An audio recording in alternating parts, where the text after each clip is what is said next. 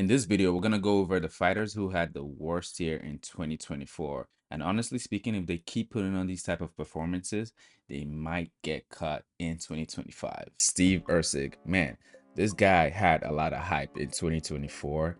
He came into the UFC and has been putting on a very, very dominant and impressive performance. And then he eventually got matched up with Matt Chanel and had a fantastic knockout. Now, the flyweight division is in a situation where Pantoja has beat all the top contenders. So he's at a point where they keep throwing fighters to him to, try their luck.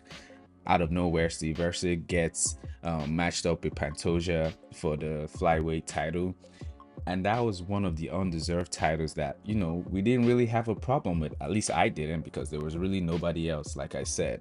But he goes ahead, goes in there, puts on a very, very good fight. The fight was really close, but Pantoja had to win.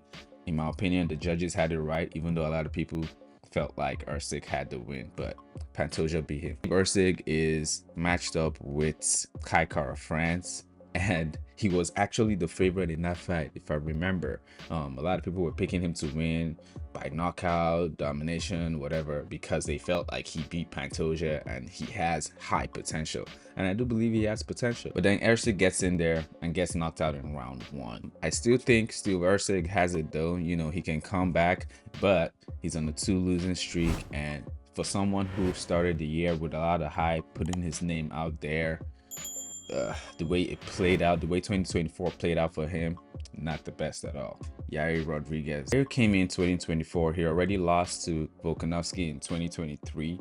If you try to remember, when Yair was set to fight Volkanovski, there were a lot of people saying, man, Rodríguez is so dynamic. Volk hasn't faced this type of opponent. And, I said that too. I did pick Volk to win, but I thought it was going to be like a 50-50 fight. But Rodríguez totally got dominated and finished by TKO against Volk. But then he gets into 2024, set up to fight Brian Ortega, which they fought before, but it ended in a shoulder injury, so this was their rematch. Rodríguez, again being the favorite in that fight, then gets submitted by a triangle choke in round 3.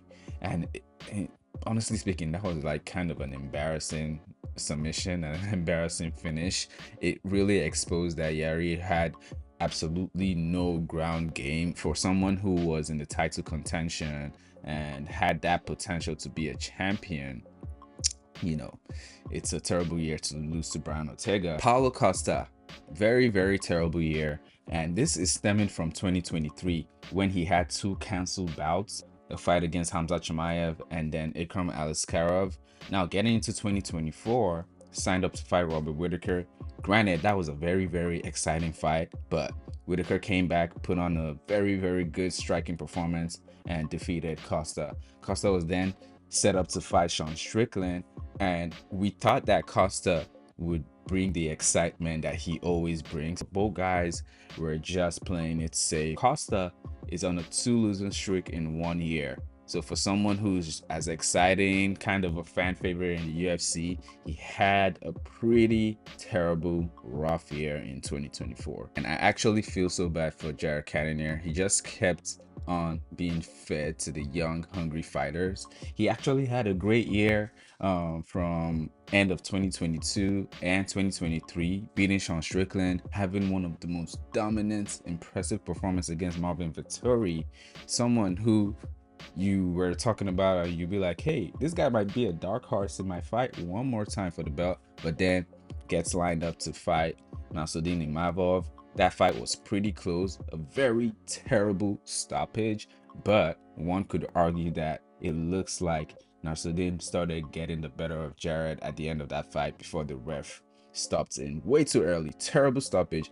After that, Jared Cannonier is set up to fight Kyle Borralho, another young, fresh, hungry fighter who has a lot of potential. Another close fight, but eventually as the fight goes on, Jared is looking like he's declining, and then Kyle Borralho puts it on, cracks him, and finishes him with a knockout. So I really, really feel bad for the guy, for someone who was looking so good, especially against Marvin Vettori, and then come into 2024 and be on a 2 losing streak to the up and coming guys. yeah, you can say Jared definitely had a rough year in 2024. Aleksander Rakic, who is actually on a 3-fight losing streak in the light heavyweight division, not good at all, lost to Jan Blachowicz at the end of 2022 with a leg injury. Didn't fight throughout 2023 because the injury was pretty serious and he needed a lot of time. Came back, was set up to fight Yuri Prochazka, was looking real good in round 1, getting the better of Yuri, putting on a striking clinic, but round 2 came in and Yuri just did what he always does, came back, looking better, looking fresh, dominated, and defeated and knocked out Rakic. And then Rakic is set up to fight Magomed Ankalaev. As the fight goes on, it just looks like Ankalaev is the more elite fighter, the better fighter, the more dominant fighter. It wasn't a dominant win or finish or anything like that, but it was clear that Magomed Ankalaev won that fight, putting Aleksander Rakic in a 3-fight losing streak in the light heavyweight division. You can say that it was a terrible year for Rakic. To be fair, he is fighting the best of the best in that division. It's interesting to see what his next matchup would be. But yeah, terrible year for Rakic in 2024. Tai Tuivasa, he went from being the most elite blob in the heavyweight, fun fighter, excitement, always pulling the upsets. Now I feel like he might get cut and go to BKFC because he is on a 5-fight losing streak. Tai Tuivasa, his last win was against Derek Lewis, knocking him out in 2022. He hasn't won since 2022. Lost to Sergey in 2022, got knocked out in both fights, and then fought Alexander Volkov, got finished in 2023. Entering 2024, lost to Marcin Tybura. A lot of people thought, okay, this would be the comeback fight to put Tai Tuivasa back on his winning streak, but terrible performance, got choked out in round 1. He looked like shit in that fight, and then got matched up against Jairzinho Rozenstruik and lost by a split decision. Probably the worst year in 2024, but let me know in the comments what you guys think, who the worst is. Johnny Walker. Man, Johnny Walker, one of the people in the light heavyweight division who had a lot of hype, and now he's literally turned himself to like a meme knockout fighter. Got knocked out by Magomed Ankalaev with a nasty uppercut at the beginning of the year in 2024, and then got knocked out by Volkan Ozdemir. 2-fight losing streak, and his record has been so inconsistent as of late. And then on top of all that, the way he gets knocked out, it just looks terrible. It looks like his chin is gone. If he's fighting a power puncher, it most likely ends out in a knockout. So Johnny Walker, you have to put it on the list. One of the fighters who had the worst years in 2024. Gilbert Burns, one of the fighters who used to be one of the most elite welterweights. Now he is on a 3-fight losing streak.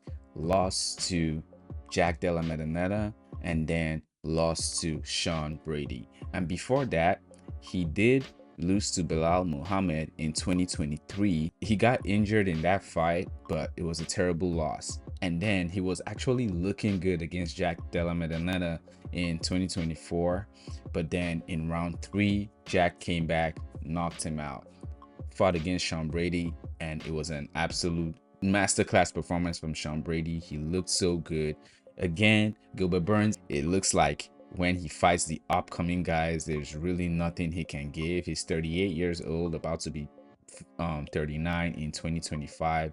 So it's looking shaky for Gilbert Burns, guys. I think it would make sense to lining up against maybe Colby Covington.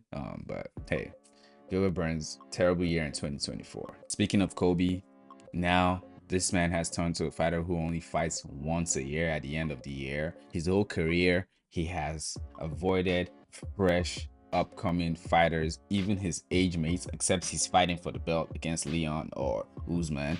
Okay, Colby lost to Leon at the end of 2023. An absolute embarrassing way. Ducked Ian Machado Gary throughout 2024, and then in my opinion I think he was forced to fight Joaquin Buckley, and Joaquin Buckley was the first young upcoming fresh fighter that Colby Covington has ever faced in his career, and they got absolutely battered, absolutely beat down, absolutely dominated by Joaquin Buckley. Got a terrible injury from all the beating in his at the top of his eye, and it ended in a doctor stoppage. Of course, Kobe didn't protest the stoppage at the time, but after he's making all these excuses and stuff like that, the normal Kobe spiel, you know. But yeah, Colby Covington, 2-fight losing streak. It looks like he's washed, honestly speaking. His career is very shaky right now. I feel like he can only do well against old fighters, which is what his career sums up to. But terrible year for Kobe.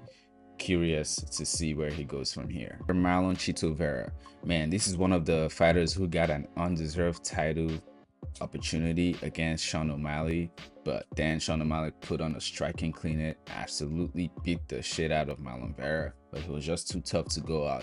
He then gets set to fight Davison Figueiredo, and it was the same kind of story. I don't think Vera won any round in that fight. So one of the he used to be a fan favorite until he turned to an excuse machine as well. But Vera not looking good. It looks like when he fights the elite of the elite, there he shows that there's levels to this and always loses to them. But yeah, Marlon Vera did not have a good year in 2024. Paul Craig, man, not looking good for Paul Craig. It looks like he's in his old stage of his fighting career, 37 years old, not the best age to be in the middleweight division. On a 3-fight losing streak, Paul Craig has lost to Brandon Allen, got finished in 2023, got knocked out by Kyle Braulio in 2024, and lost to Bo Nickal. He definitely had a bad year in 2024. Benoit Saint-Denis, man. Benoit Saint-Denis was one of the fighters who is a victim of being pushed way too early. He was definitely not ready. I did make a whole video predicting how the fight with Dustin Poirier versus Benoit Saint-Denis was gonna go. He did dominate Dustin Poirier in round 1 of their fight, but then Poirier has already been through something like that against the best Khabib in that type of style. Comes back, trades with Dustin, gets knocked out. Then he's set to fight Renato Moicano, which I believe he was the favorite in that fight again. And you would think, okay, this was his comeback fight in his home country, all that. But then gets absolutely dominated, beat up, battered. It looked terrible in his hometown. Benoit Saint-Denis, his hype is dying a little bit. Unfortunately, he was pushed too early. I do think he can bounce back. He's 29 years old, so he has a few years to correct his mistakes and get back there. But I definitely believe he was pushed too early. He wasn't ready to start fighting these guys clearly because he has the skills. The only difference is the experience when it comes to his last 2 opponents. But yeah, with that being said, I feel like Benoit Saint-Denis is the one on this list who had the most hype, but the worst year in 2024 when it comes to potential. But let me know in the comments what you guys think. Who had the worst year in 2024? Who do you think was supposed to be on this list? Who do you think can come back? You know, come back looking better? Who has a chance, and who really needs to retire? Let me know in the comments. And if you've reached this part of the video, thank you so much. Please like the video if you like the video. I'll see you guys later.